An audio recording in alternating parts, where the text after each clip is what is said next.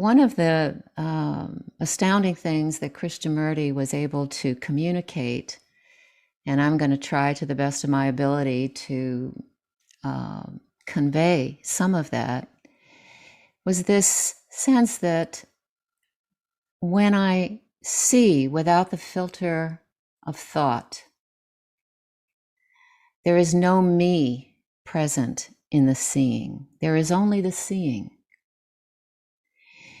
And so the mind is silent when this occurs. And when it happens, there is no space between me and what I see. There is a unity in the seeing. And not to get too far ahead here, but when that occurs,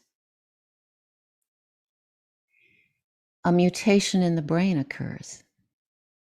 The seeing changes you. And so this was something that Kay talked about all of his life, not always using the word seeing, but he encompassed what he called the three arts: the art of seeing, the art of listening, and the art of learning. The three arts. As far as I know, he didn't go into a great deal of detail about why he used the word art, except, he was not fond of having techniques or programs or anything that would create something that had no freedom. So an artist, we are the artists of our own life in that sense. And an artist, the really great artists, the sculptors, the photographers, to have a capacity to see in a different way than most of us see. So perhaps that's why he chose the word art. And it is something that can be learned. So I am going to share my screen, and if there is something during the talk presentation that you want to ask about, you can do one of two things. You can just write it down and we can discuss it at the end. Or if it's something you really feel you want to input, just unmute your mic and dive in when there's a pause. The art of seeing. And I'm going to begin with a number of insights or statements from Kay. We only see very partially. We never see anything completely with the totality of our mind or with the fullness of our heart. And unless we learn this extraordinary art, it seems to me that we shall be functioning, living through a very small part of our mind, through a small segment of the brain. So here he lays out the fact that we really do not see with the fullness of our heart or mind most of the time. We are seeing fragments of what reality is. And this is a statement from Michelangelo because I think it applies to us. I saw an angel in the marble and carved until I set him free. I've used this statement before because I feel that we're the ones, we're the marble. And the whole process or the whole inquiry into how our mind works is a constant chiseling away of what is not important until we get to a space of freedom, inner freedom. And then this is the central point of everything that Krishnamurti said about seeing. It is very important to understand that the act of seeing is the only truth. There is nothing else. There is nothing else. It is the only truth. And this is something we can learn. We can learn to see beyond what the physical eyes see. So the question comes up, why don't we see in the sense that Krishnamurti is speaking of? Well, we don't see because our mind is not free. I should pause here and let you know that anything in quotation marks is Krishnamurti speaking or someone else that I will mention. If it's not in quotation marks, it's coming from me. We don't see because our mind is not free. It is occupied with self-interest. What we see is filtered through the thinking, conditioned mind, which is a slave to memory, the past. And of course, if you've been reading Krishnamurti, you already know this, but it helps to say it again. In order to see without image, label, opinion, or personal history, the inner awareness of seeing is necessary. The inner awareness of seeing. This awareness is in a quiet mind. It is a heightened attention. There is no fragmentation in seeing because the talking mind has receded. It's not in the foreground.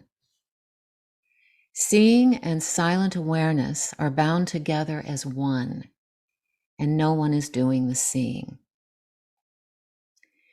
Now, I want to put a little plug in for my book because I just wrote a book called Silent Awareness.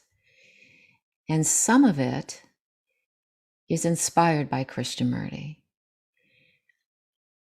In my own way, I express the similar idea about the silence out of which we see. So here is a question he asks. Can the mind be free from the past, free from thought? How do I find out? I can only find out by seeing what the mind is occupied with. So we become, in a way, our own detective. We start looking into our own mind with attention, with curiosity as to what is in there, what is happening in there. Now, to help ground us in the awareness that sees, for this time that we're together, each session has what I call awareness interludes. Music, which is the awareness of sound and how the sound infiltrates the body and affects the body. Silence, just pure inner awareness. Some body-mind relaxation. And very importantly, breath awareness. If there's one effective way of grounding yourself in the present moment, and you may have heard this before, it's being aware of your breath. So to ground us in this morning, let's just take a moment right now, a few seconds, and be in touch with your breath. If you want, you can even place your hand on your chest or on your diaphragm or both.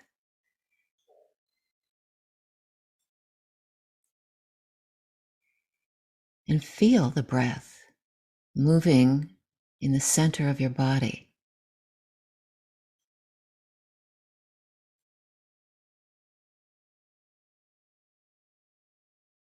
This is one of my favorite insights of Kay's, and it is what is underneath this importance that he lays upon seeing. When I understand myself, I understand you. And out of that understanding comes love. Because as you know, when I understand my own story, when I understand that I have made this story, when I understand that everybody on the planet is suffering, has been suffering, has a whole history that is not that different from mine, maybe some of the details are different, then it becomes something of an understanding that my sorrow is humanity's sorrow. And I can have some compassion. Even if I disagree, even if there is this seeing that I may not respond to this person in the same way I respond to another, I see it. And there's compassion there, not only for the person or the animal or the tree, but for myself.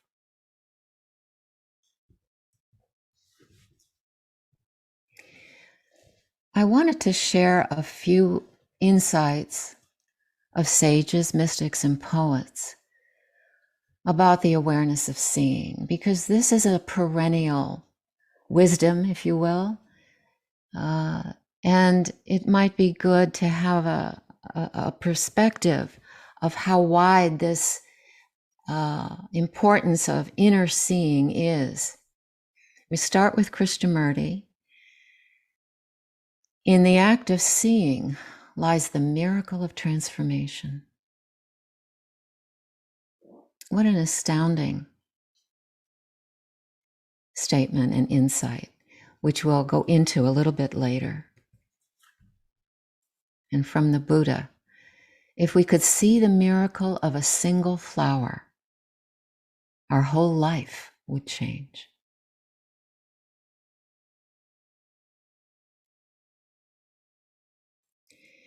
Now,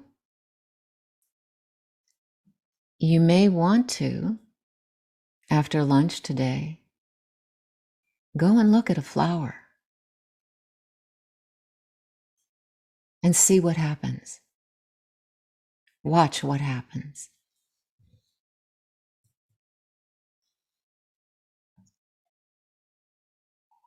From Ramana Maharshi, we see only the script and not the paper on which it is written.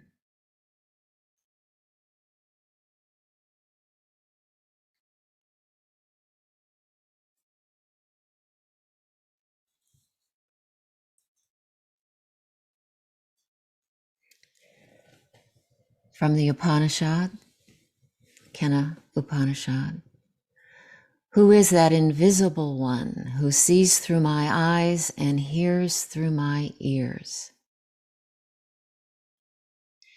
So, a seeing and a listening where I am not.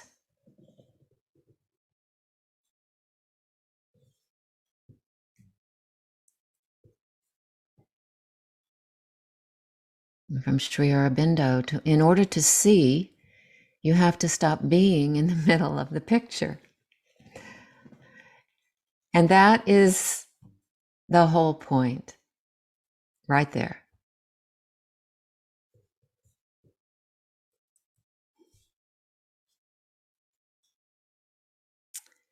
From Victor Hugo, those who do not weep do not see. And as you may know, he was a fantastic writer, wrote Les Miserables, what led up to the French Revolution, the poverty, the enormous wealth gap between the rich and the poor. Now, one of the things that Krishnamurti and others have said, when you take in a statement like this or an image like this, is that seeing includes everything. including what we don't want to see. Seeing includes the whole movement of life, the joy, the sorrow, all of it. That kind of seeing is compassionate, but it is not identified with the pain of what is seen.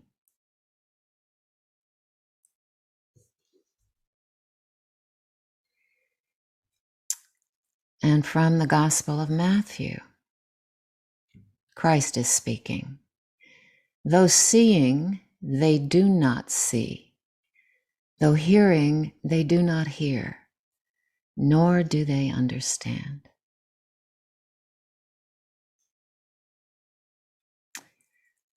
And I would guess he would say the same exact thing today.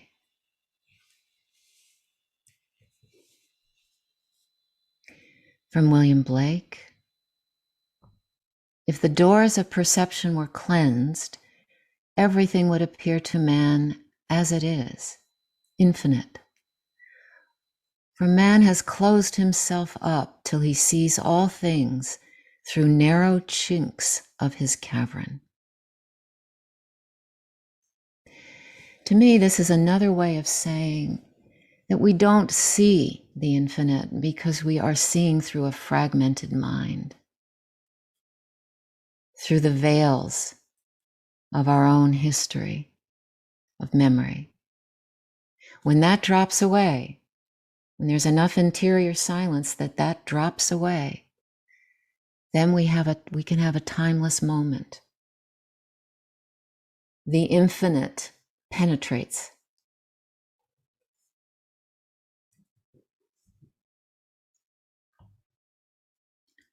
From Henry David Thoreau, I went to the woods because I wished to live deliberately, to front only the essential facts of life and see if I could not learn what it had to teach, and not when I came to die, discover that I had not lived. When we see, even for a moment here and there, we're really alive then.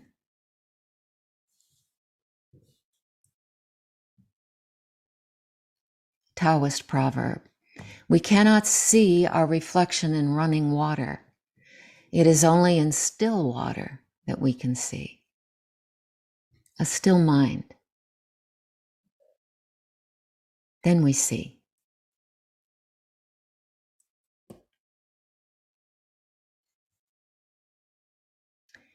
And from Taigu, the 18th century Zen monk, poet, in all 10 directions of the universe, there is only one truth. When we see clearly, the great teachings are the same.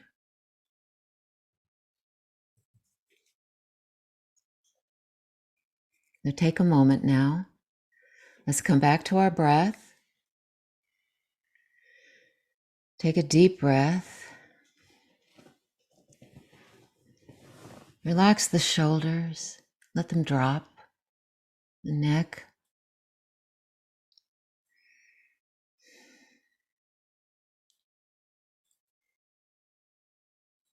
Notice how different it is now that you're re-aware. You have rekindled an awareness of breath and body. So let me come back to this statement again, Krishnamurti's. It is very important to understand that the act of seeing is the only truth. There is nothing else. Now, this is something we have to verify for ourselves. Is this true for you?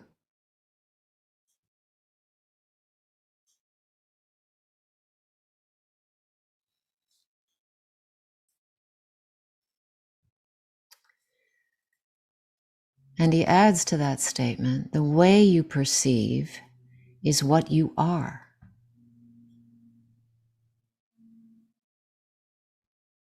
How does that strike you?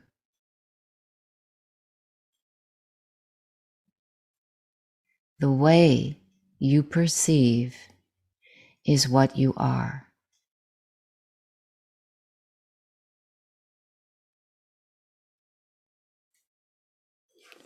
Something to consider.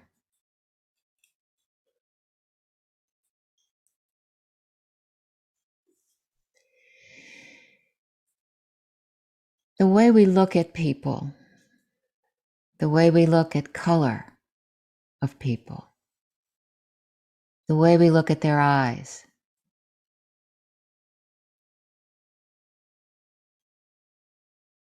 the question that arises is, what are we seeing?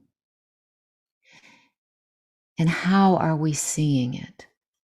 Through what filter do we see? This is the self-inquiry. This is the work, you can say, of self-observation.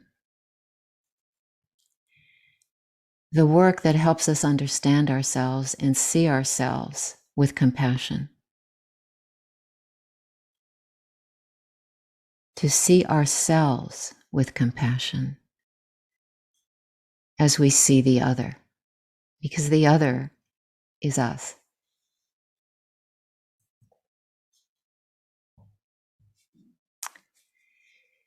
So when Krishnamurti says the way we perceive is what we are,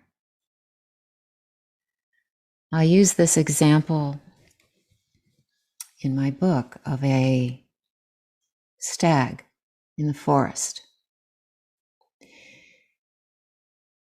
Most of us here, all of us here in this gathering, if we saw such a beautiful creature like this in the wild, it might take our breath away. We might just be in a state of awe at something so beautiful, so stunning, so wild, so intelligent. You know, the eyes of animals are very intelligent. There is an intelligence there, and it's the same awareness manifesting in a different form, the same awareness that's in us. But someone in the forest who is hunting will look at this deer in a completely different way. Now, there's no judgment in my saying that.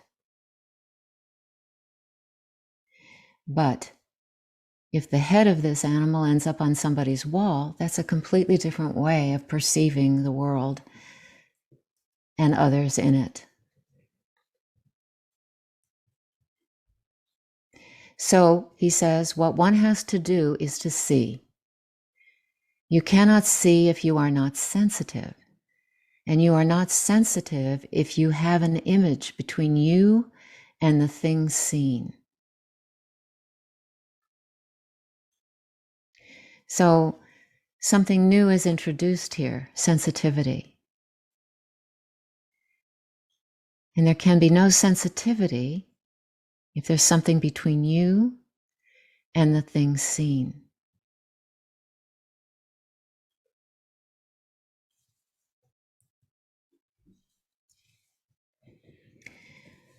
And he continues, we are talking of being blind to ourselves inwardly. We are terribly aware of things outwardly, but inwardly we are blind.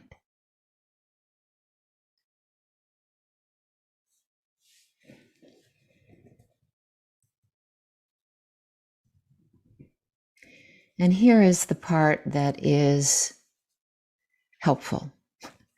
Seeing that I don't see is the beginning of seeing.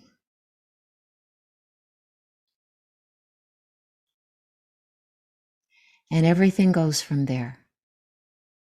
Just seeing that I don't see is the beginning of seeing.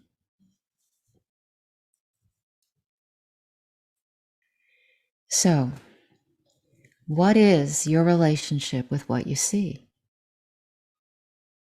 What is your relationship with stillness, with the awareness that is silent, and from which we see in a different way than through the physical eyes alone? Inner seeing. inner connectivity, inner relationship with what we see. It's not an object any longer.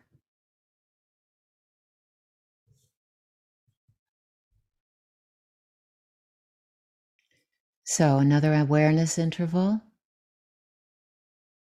Where is your awareness now? Are you aware of your body? Aware of your thoughts, what you're thinking? What are you feeling right now? Just come back in touch with it all. Do you believe what you think or feel? Can you look at it, question it? And as you do that, relax. Relaxation is the gate to all of this, just to relax. And one way to relax very quickly is by being in touch with the breath. And at the same time, sensing your feet on the floor. So you're grounded. You're grounded in your breath, and you're grounded to the earth.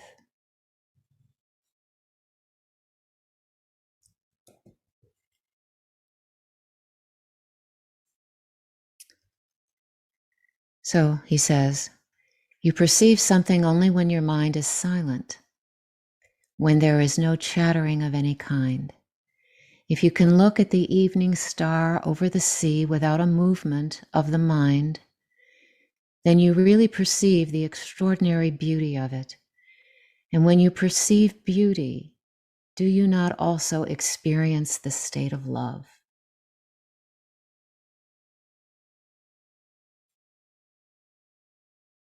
I think all of us can relate to seeing something beautiful.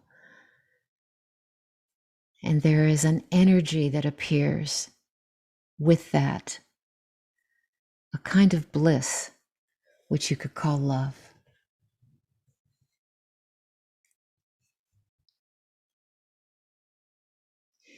So again, we're talking about not just seeing what our physical eyes see, but seeing with all of our senses, with the whole of one's being, everything, the nervous system, every part of our physical being. What we see is determined by the awareness in the seeing. So we look at this beautiful bird, and we don't see necessarily what happens when he does this. Peacock feathers are treasured, in certain parts of the world. Why? Well, because they're beautiful. But perhaps because when you look at this whole wonderful spread of this incredibly beautiful creature, it's like 1,000 eyes looking back at you.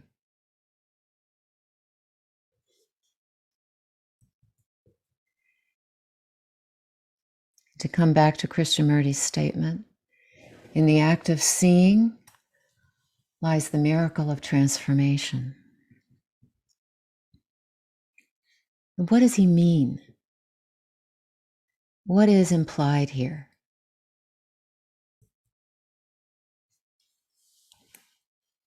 Let's start with the act of seeing.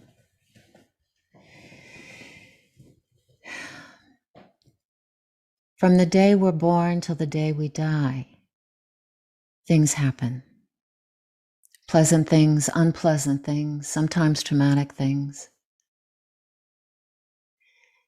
And at some point, if we're lucky, if we seek, we come to an understanding that we can look at what happens in life and not be so completely identified with it that it absorbs all our energy. Life is one movement from birth to death. And if we can see what is going on, if we can get outside of the mind's continual story making, There is freedom in that. Freedom.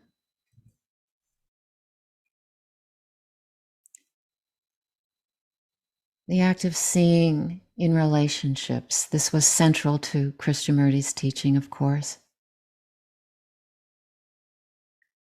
The relationship between whether it's mother and daughter, father and son, grandmother, granddaughter, the history of a family. To see that without being caught up in any hurt that comes from that. Simply to see it. Because in the act of seeing, whatever the pain is disappears. There's just the seeing. It's not personal anymore.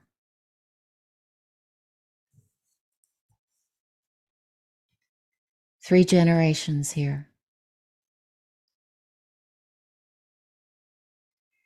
All families are the same in most ways. We pass on to our children and grandchildren what was passed on to us. And if we see what's going on, we don't have to pass on any more pain.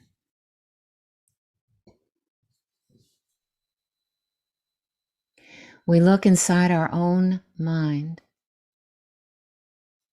without judgment,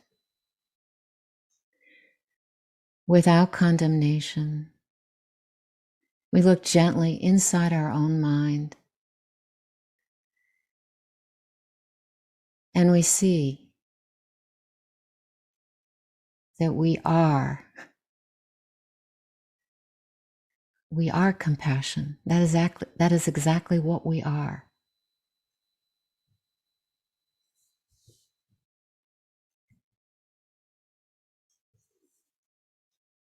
We look in the mirror. What do we see? We see a reflection of our body, of the body we came into the world with, and the changes it's gone through over the years.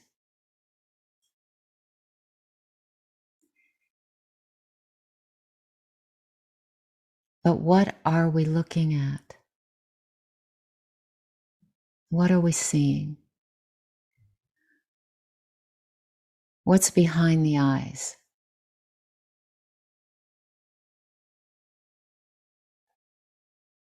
Are we only the image that we see? Are others only the image that we see? Can we see beyond the image? Straight to the heart of the matter.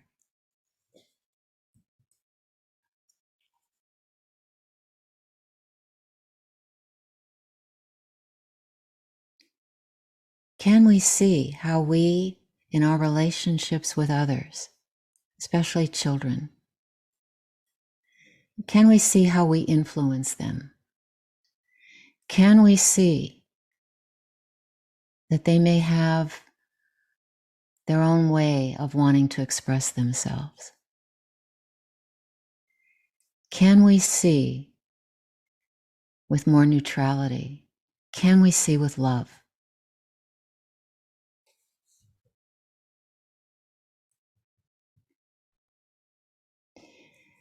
And he says, when you see the total movement of the mind, when you see it totally, then it becomes quiet. So here we have another important clue about seeing. When we look, there is quiet. And the more we look, the more quiet the mind becomes. And that is why seeing is itself an action, and why seeing changes us.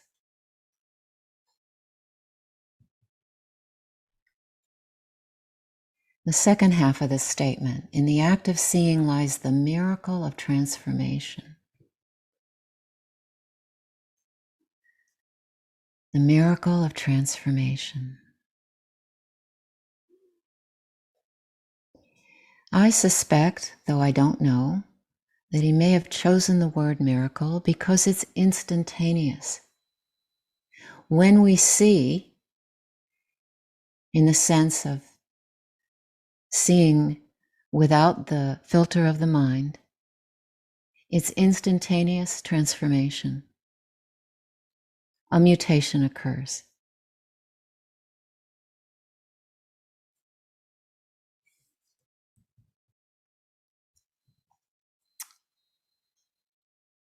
Krishnamurti said, if we begin to understand what we are without trying to change it, then what you are undergoes a transformation.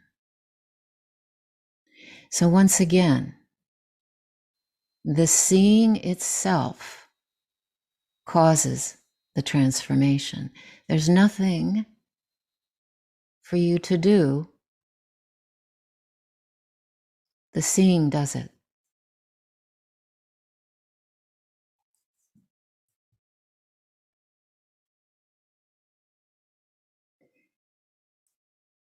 And again, when that seeing occurs, one understands oneself better. And when I understand myself, I understand you. And out of that understanding comes love.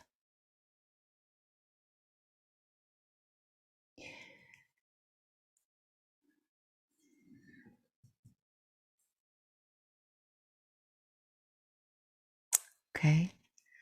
Another awareness interval. If you feel like it, you can stretch your arms, rotate your shoulders, your neck. Relax.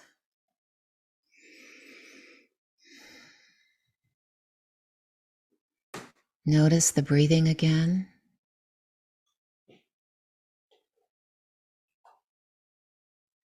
Listen. Listen to what's in the room. You're listening to my voice. If thoughts are being spoken in your head, just listen. Let them go.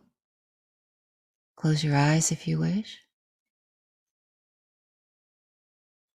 Let your body be still. Rest. Rest in this stillness.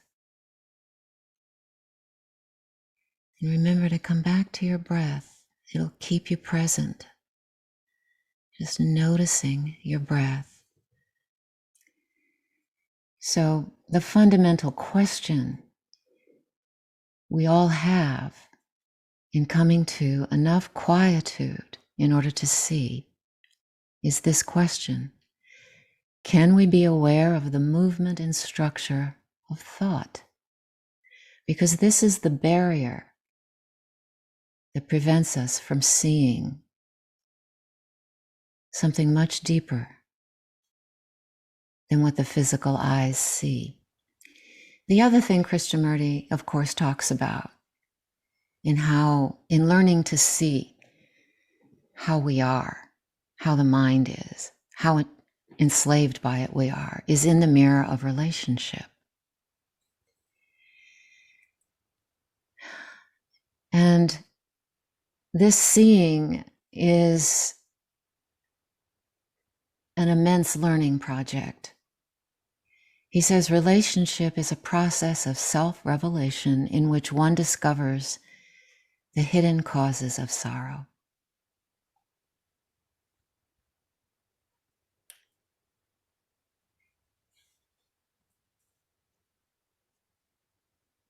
This self-revelation is only possible in relationship.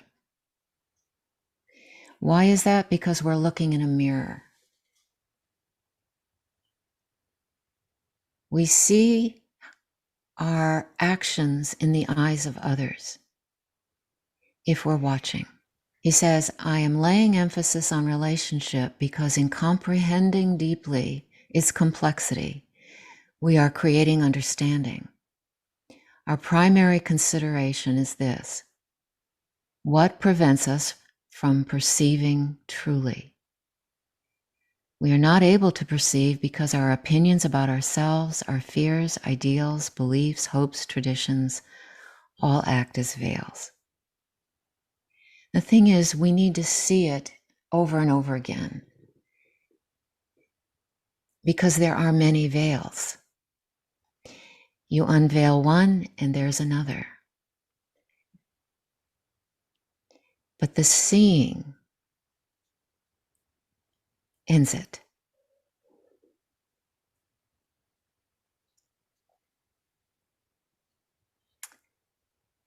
And he continues.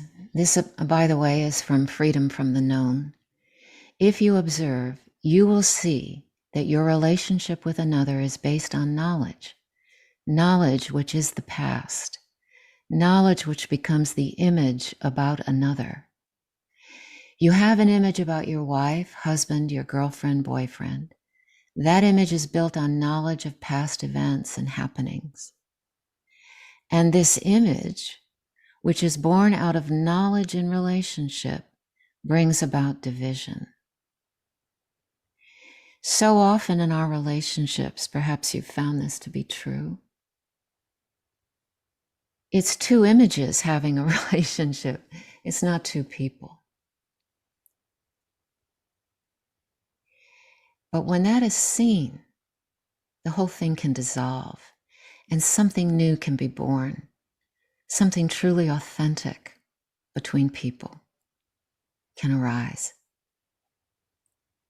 It may not mean we don't fall back into the trap, if you will. The minute it's seen, it's gone.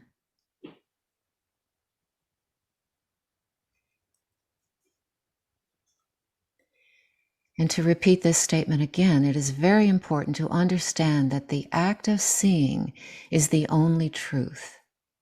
There is nothing else.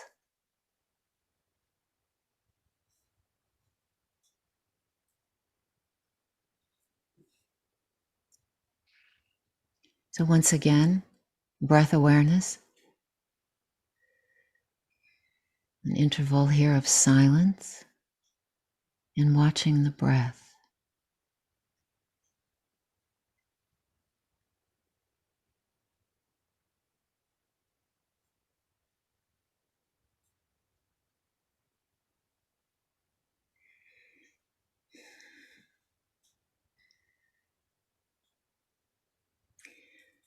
I would like to suggest to you that you take these kinds of intervals several times during your day and evening.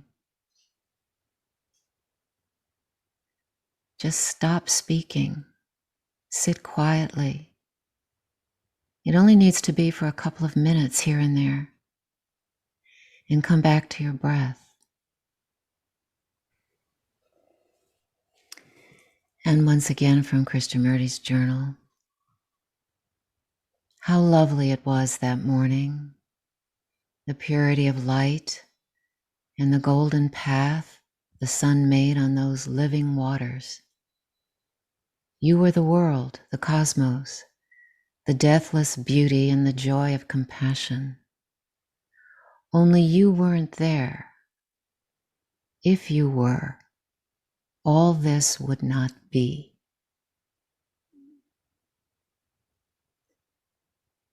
So this is the seeing of a deep and abiding awareness that you are.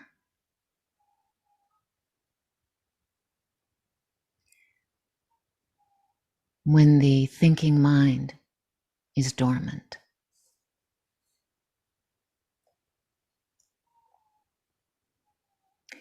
The mind that is really still is astonishingly active, alive, potent.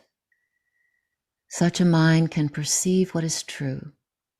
Such a mind has direct perception which is beyond time. This is not for the few.